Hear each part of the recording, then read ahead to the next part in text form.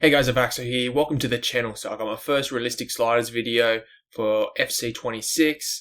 These are for world class difficulty. I've got two slider sets, so these are for all matches, one for the longer halves and one for the shorter halves. So heading straight into the longer halves first. So these work for 7-minute halves all the way to 10-minute halves. They can also work for 15-minute halves if you change the marking. I will be showing you that later. Got the competitor mode on off and play based difficulty on off. And my camera settings, I've got them at broadcast. So just change the single player camera to broadcast. Scroll down to custom. I'm pretty sure these would be on default at first. So click custom. Keep that at height at 10 and zoom down to 0. Now let's head into the CPU sliders first. So I've got the tackle aggression at 65. So increase that up. Got the build up speed. So slowing it down for realistic purposes. Shot frequency is the same, first touch pass frequency is the same, crossing frequency has been increased a lot. They're still not crossing this year as much as I want them to do. And you got the dribble frequency, just lower that a little bit because sometimes they just love to run with the ball. And got the skill move frequency on 50. Now before I get in my normal sliders, please like and subscribe if you haven't. I'm pushing for 5k subscribers, I am very close, so please get me there. And I'm also going to be uploading heaps of FC26 videos for realistic sliders, so please do subscribe. Let's get into it. So I've got the wind effects on off. Weather effects on off. You can have these like on low. So I'll just have this on wind effects on low. But I like to just have it on off. It's just easier just to make sliders on it. Got the sprint speed on 42 for using CPU. Acceleration on 47 for user. And acceleration for 48 for CPU. Moving to the shooting. Got shot error on 66 for using CPU. Shot speed on 48 for using CPU, so you can still score some long shots with 48 shot speed. And I have seen the authentic sliders. They are very similar to my last year's sliders, like scarily close, like almost just a copy and paste of my sliders from last year. Like I don't know if EA have like literally looked at them and just put those sliders straight into the game, but there are some changes from those sliders.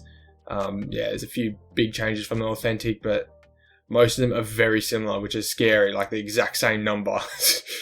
Anyway, heading shot error. So this is a new one, and I haven't really tested it too much. I do know in Ultimate Team there's some really bad heading, so I'm guessing that would be on 50. So this is the authentic one, is at 20. I haven't used it too much, but I have scored 1 or 2 goals from corners, but that's about it. I think the heading shot error is alright on 20. Got the pass error on 56 for using CPU. Pass speed on 44 for using CPU. So similar to last year, I think the authentic one was a little bit lower though. This was like one of the only things that were dramatically lower. Heading pass error, I think that's the same as the authentic one. Again, I haven't really tested too much. Not many heading in the game. Injuries. 65 for using CPU, severity on 30 for using CPU, goalkeeping, this is normally on 55 for authentic one. I don't know why it's so high because I've done some really good finesse shots and the keeper is, well, easily saving it, like grabbing the ball, catching it, even when it's going to go wide. So I don't know why they had it at 55. Make sure to keep this on 50.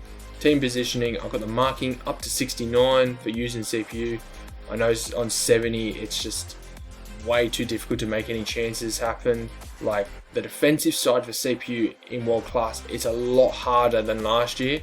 I noticed it's very hard to make some chances happen, but they're not really good at going forward. They don't really make many attacking chances. That's something I hope that they change in the next patch updates.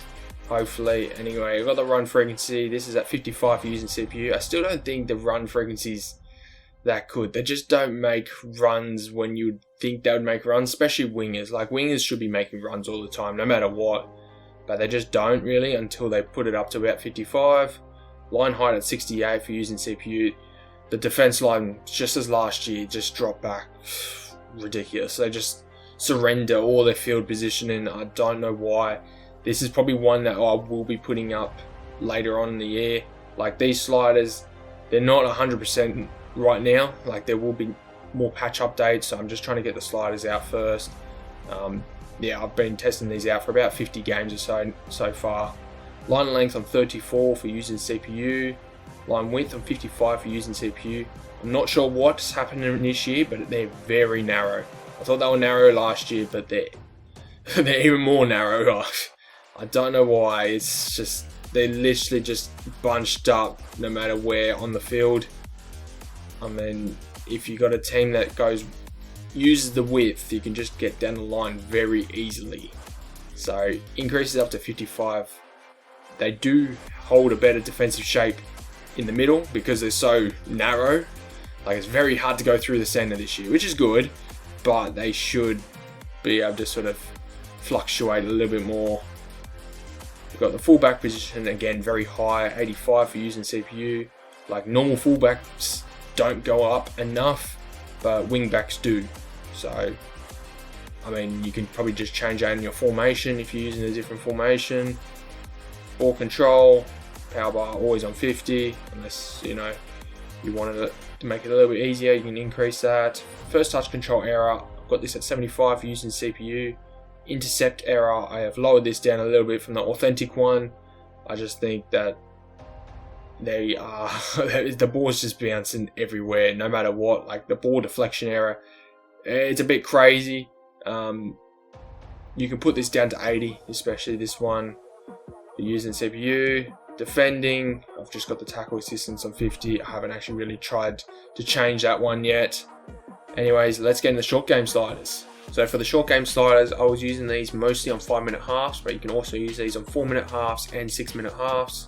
Again, the competitor mode on off, player-based difficulty on off, and I've got the same camera settings. So into the CPU sliders, I'm pretty sure this is pretty much all the same. Besides first touch pass frequency, I've just increased that by 1. Just because the CPU was struggling to make many attacking end chances, but the rest are the exact same. So heading to the game type settings, so again, sprint speed is both 42 for using CPU, and the same for acceleration. You've got the 47 for the user and 48 for the CPU. Shot error at 62 for using CPU, so a little bit lower for the short games. Shot speed on 49 for using CPU. There's more chance to convert those shots. Got the header shot error at 20 for using CPU. Passing 55 for user and CPU. So still quite high for short games. So then there's still a little bit of error. Got the pass speed the same as well, 44 for using CPU. Heading pass error, again, I haven't really changed this too much. So 55 for using CPU. Injury frequency on 65 for using CPU. Severity on 30 for using CPU. Goalkeeping, I have lowered this down a little bit, again just so the shot conversion rate's a little bit better.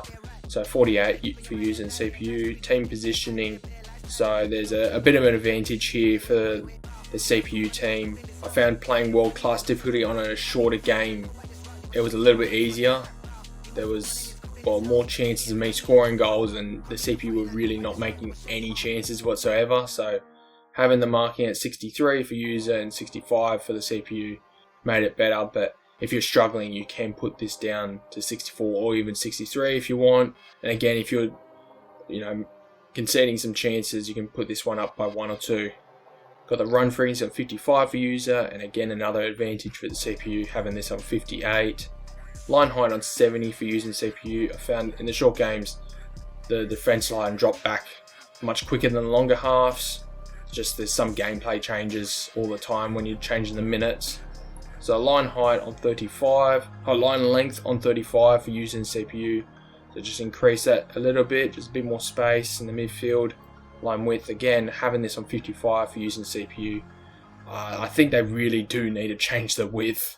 They can't be staying that narrow. It's just a bit, fullbacks need to spread out a little bit, or at least wingers need to spread out a bit more because they're coming right next to the striker. I'm finding there's a lot of times where players are getting in the way. You're playing with a midfielder and you're sort of running a little bit, and there's a winger or striker right in front of you. You can't play the ball. So that's also down to run frequency as well. They're not really making runs or going wide. So having to increase that, especially past 50, because they don't really make many runs. Got fullback position on 85 for using the CPU. So I mean, fullbacks could be really good in this game, or right now, especially so much space down that line. If you can get a fast fullback running down that line, you'll probably be going around a lot easier than last year. Power bar on 50 for using CPU. First touch control error on 75 for using CPU, and I think just a little bit changes here, just 80 for using CPU for intercept error and 80 for ball deflection error for using CPU. And again, just the tackle assistance on 50 for using CPU. So that's it for my sliders. Please comment down once you've tested these sliders, or give me a like once you've tested them. I just want to know like if they're a little bit too easy, too hard, too many goals, not enough chances, really anything. I mean, there's only probably title update 1 or title update 2 so far. I'm not too sure if even title update 2 is coming around, so I mean, it's very, very early days, and there could be some big gameplay changes coming in the next week or two. So I'm not sure how long these sliders will be holding up, but I have tested these on a lot of games so far, and I find that these are pretty good sliders. I would say they're a little bit more on the difficult side, especially for world class. But yeah, I've been trying to make the CPU a little bit better in attack, which could go the other way around once there's a patch or something happens soon. Anyways, I'll probably be uploading legendary difficulty sliders or tactical view sliders next. So make sure to like and subscribe. And I'll catch you guys later.